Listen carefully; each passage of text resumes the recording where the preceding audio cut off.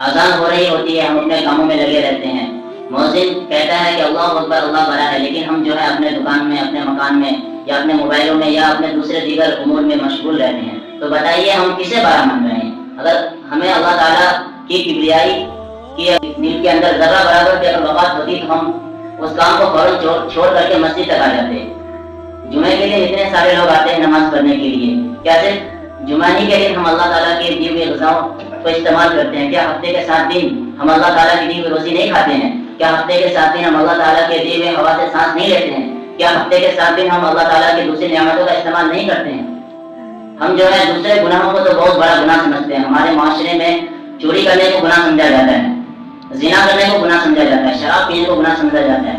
یہ ساری بہت بڑے بڑے گناہ ہیں، لیکن ان سے بھی سب سے بڑا گناہ جو ہے وہ نماز کا چھوڑنا ہے.